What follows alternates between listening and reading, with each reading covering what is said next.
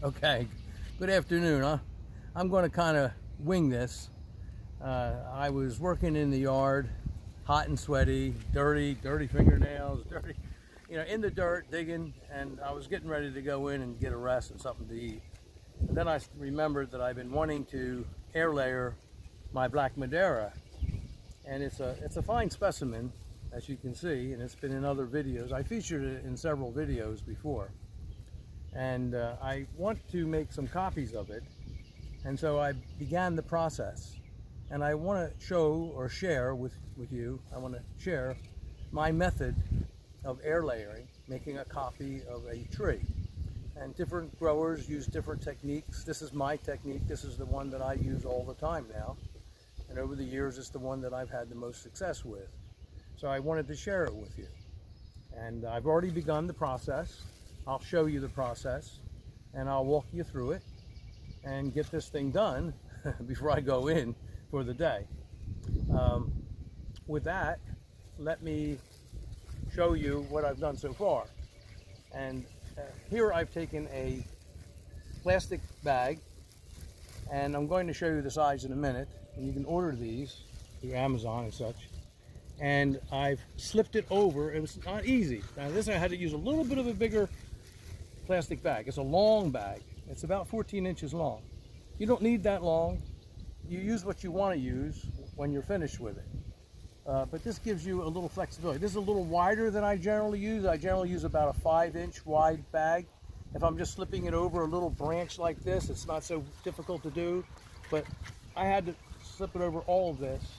And so I had to fold these leaves back like that, as tight as I could, and carefully work the bag over top of that. Once I got it over top, I picked a place where I was going to cut through the bark. And I'm not going to use a lot of fancy terms and things. I just want to make it simple for you. This is what you need to do. I'm going to show you a little bit more in a little bit more detail in a second. But I slipped the bag over. I decided where I was going to make my cut, okay, which later I'll put moss over that and I'll show you. And then I took a little bit of black tape. It stretches, and that's why I like to use it. You can use string, you can use different materials, but I took the top of the bag, I bunched it together, and I put this black tape around it to seal it as tight as I can. And I'll try and seal that even more when I'm all finished, okay? So that'll form the top of my air layer. Here, down here, all the way down as far as I can get to this branch here, I'll put another tape when I'm done. I'll bunch the bottom together or wherever it takes me, and I'll put some more tape, and then it'll be sealed, and that will preserve the moisture in here for a long time until the roots finally do spread throughout the moss. So it's important to make it airtight and keep the moisture in the moss. All right, here where I made my cut, you think about a 1-inch cut, and it could be 1.5 inches, but here I went between the nodes. It's better to do that. Afterwards, I'm going to scrape these a little, which will help maybe some root formation. But the important thing is to make a cut like this. That's what I did. I go all the way around. As I said, I cut this to save time. I go all the way around. I cut through just the bark.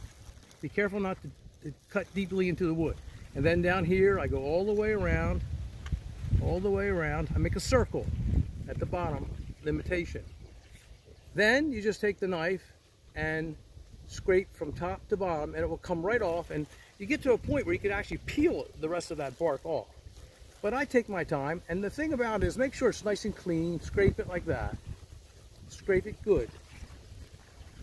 You want to get as much of that bark away as you can to get it down to the bare wood, but gently do it. You don't need to damage the wood, and it doesn't have to be as clean as you might think. I mean, you want to just do a pretty good job. You don't have to be a fanatic about it. Once you get it pretty well clean like that, and it's pretty clean, then I'll put a few scrapes here and a few scrapes here, and on the other side, just a few scrapes, okay? And the reason why I do that is, again, to encourage some additional root formation through these layers, through these scrapes. Okay, now with that, after I nicked it a few places, not too many, now I'm going to bring the moss up. And here I've been soaking it in an old 5-gallon bucket. And you get what you think you need for this particular size. Okay? And what I mean by that is, when you make air layers, sometimes you do little branches like this branch. Sometimes you make smaller branches like that. Sometimes you make bigger ones like this. And sometimes you might make them right over here and make a big tree. But I didn't want to do that this time.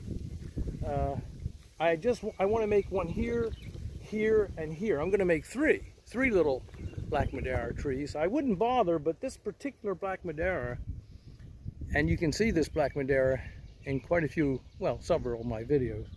I love its vitality, and it's so healthy. It has no diseases whatsoever. It's extremely prolific, and the fruit is delicious, and it's reliable. And well, you can view it in my videos, and I encourage you to do so.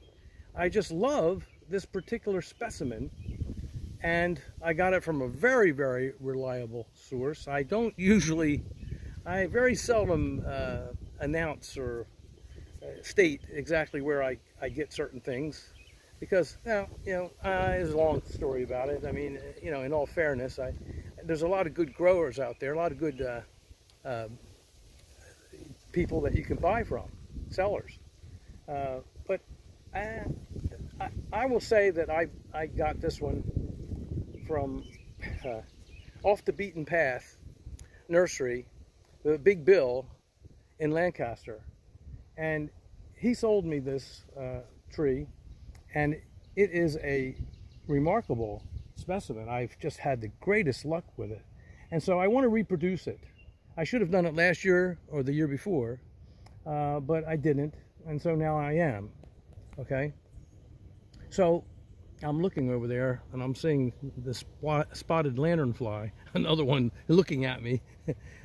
These things are becoming a bit of a pest, but they're not causing any damage. Here you can focus. Oh, he took off. There he is, right there. See him? Get a little closer if you can. Did you see him? Not really. Yeah, there's another one. I see a bunch of them, but anyway, I might make another video about these rascals. So far, they're not causing too much damage. Here is the moss. Okay, so I'm trying to decide what the shape of the root ball or the size of the root ball is going to be. I'm going to make it. This is plenty large. And then you squeeze the water out. Now, how much water do you squeeze? Now, here's where it becomes a little critical. If it's too wet, it's going to rot. And if it's too dry, it's going to dry out unless you figure out a way to get some water into it. And I've done that too in the past, which you can do it several ways. Puncture a little hole. There's different ways that you can do it. But I prefer to just get to the right amount of moisture where it's not going to rot the tree, and it's not going to dry out before the roots spread throughout the moss. And you just kind of squeeze it until there's no more water, just a little bit of water left in there, not too dry, and you kind of feel it, and if it feels a little bit heavy, but the water's not dripping out of it, and you didn't squeeze it too hard to where you got all of the water out of it, it's probably about right. And usually it is, and I haven't had any trouble using that method. Okay, so now we bring this over here, and we separate it. We circle it around the area that we've cut into the bark. We bring this bag down. That, remember, I work this bag. It's a solid bag. It's the way I like to do it because it preserves moisture. I like doing it this way. So I worked this bag down over the top of this, but to save time, I didn't show that part. And it worked out okay. It didn't do a lot of damage. Later, I'll pluck these figs off too, because I want the energy now to focus into the roots. I don't want the energy to focus into these figs. I have to sacrifice these figs. So I do it. But I get another tree out of it, so it's worth it. You kind of work that up, separate it, move it around with your thumb.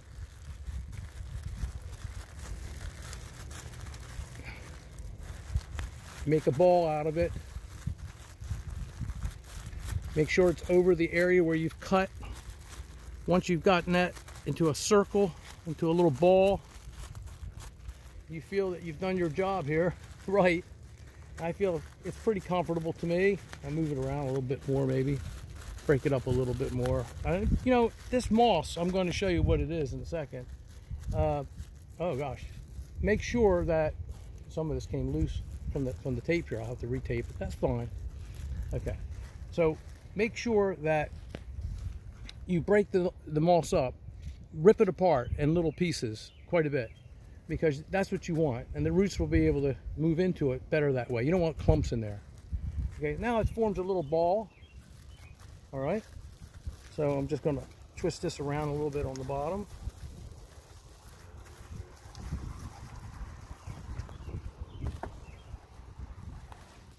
And what you would do is take some tape. It's a little difficult to do this. And you tape the bottom just the way you did the top. Bring your tape around, stretch it. Now I'm going to make sure that this is nice and tight. I'm pulling it now tight. That's what I like using the tape for.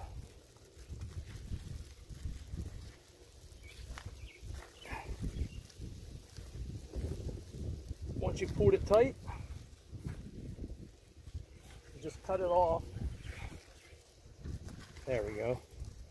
And now you've basically you've completed it. Now I'm going to retape the top because a little bit came loose.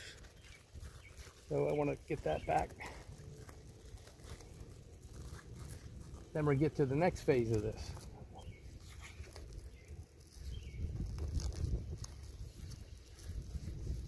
You don't have to be perfect about it.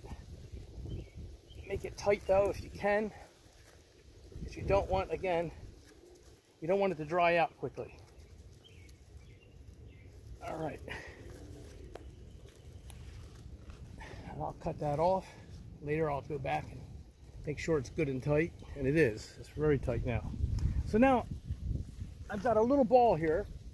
You can see what I've done. The moss is around the cut.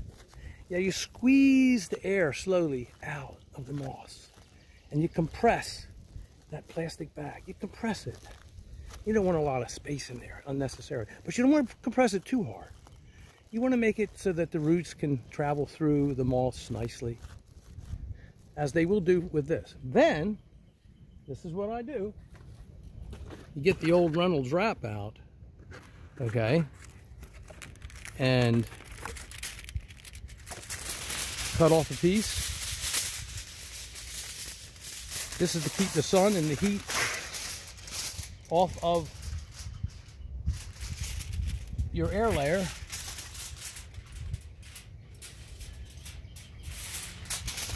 You put the shiny side out to reflect the shiny side out to reflect the sun, and you gently work it around the ball. Make sure that you can get it over the top. You kind of even it out the best you can. Fold it around. I'm kind of doing a rush job here. I would normally take my time doing this, but it's going to work out beautiful because aluminum foil, it cooperates. It just takes the form that you want to shape it into. So you bring it over your tape sections, squeeze it all together. Again, this is to keep out. I might put another layer over it, but generally you don't have to. You want to push it into a nice little ball. Later I'm going to show you what I'm going to do so that the wind doesn't rip it up. But now I feel that I've formed this, I've compressed it, and now I'll be able to get some string around this. Hold on a second. This kind of string, any kind of string, and I'll tie this on the top and the bottom once I get these compressed.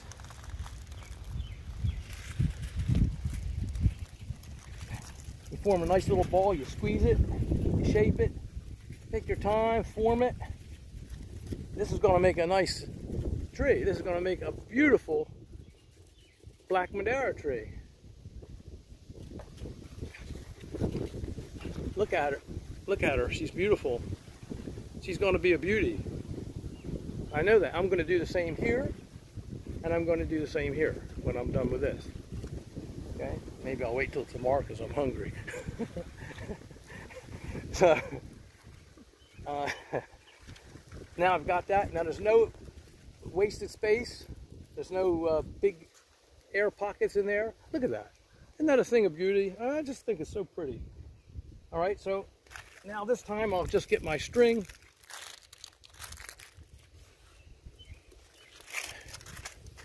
And I'll tie it off so the wind can't take it.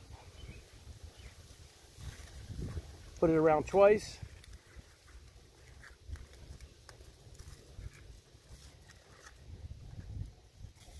Tie it on tight. Pull it tight. Very tight. And we've got that one. And we go up here, we go around twice.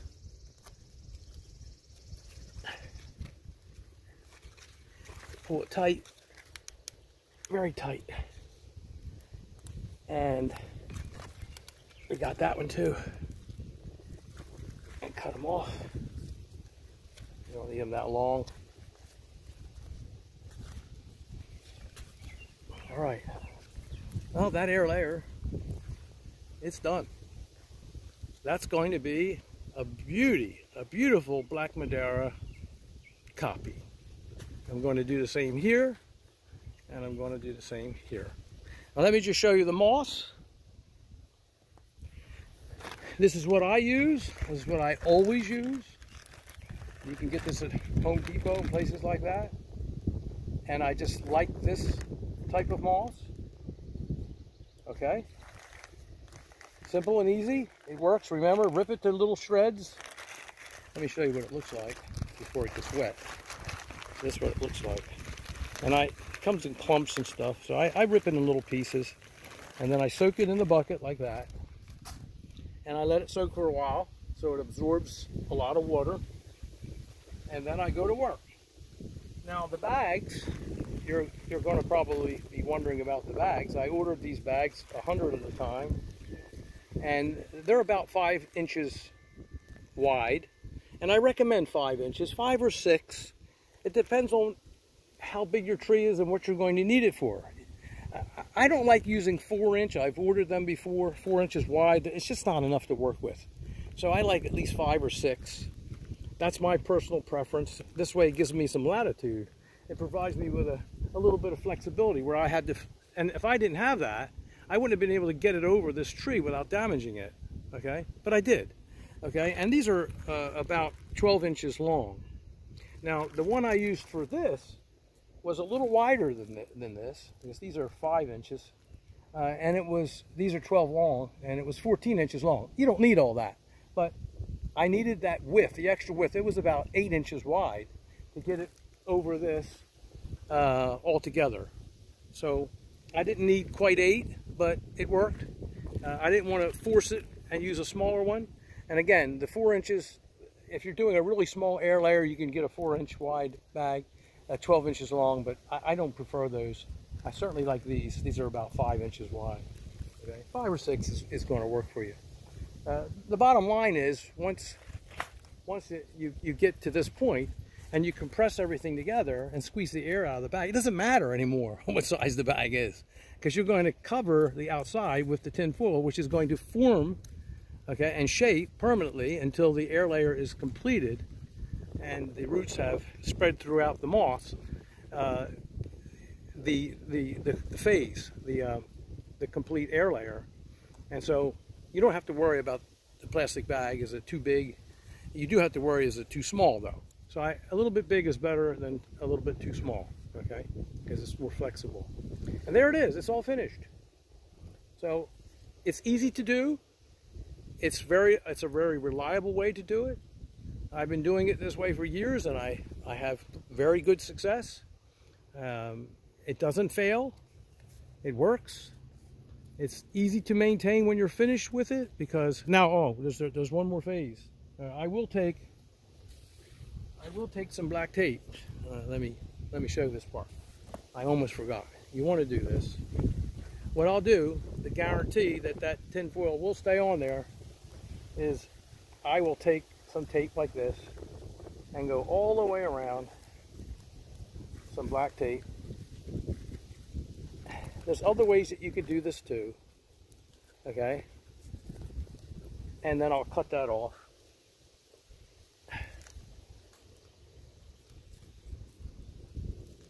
And that will help keep, when the winds come ripping through, help keep your tin foil from ripping off. It won't rip off anymore now, okay? It's going to be fine. I'm not going to have to bother this probably until in about 5 weeks.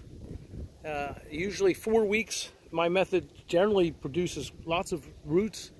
I'll wait 5. It doesn't hurt to wait an extra week. But after 5 weeks from this date, I'll take a peek in there. I'll cut a little bit of this tin foil away, and I'll take a look inside through the plastic bag to see if there's roots all formulated in there. If there's enough roots in there that I'm satisfied I did my job properly, then I will take a pruner, and I'll cut it off right here, right at the bottom. I'll just nip it off. I'll prune it off, and then I'll slowly take off the whole shebang here. I'll take it off and plant it in some potting soil, and it will do fine if there's enough roots that have formulated in the ball. So with that, I hope you enjoyed that presentation. I'm so happy I got it finished. I've been wanting to do it for the longest time, and I've been putting it off, or something would come along and interrupt my time. But I've got it done, and now I've got 2 more to do. Thank you for visiting.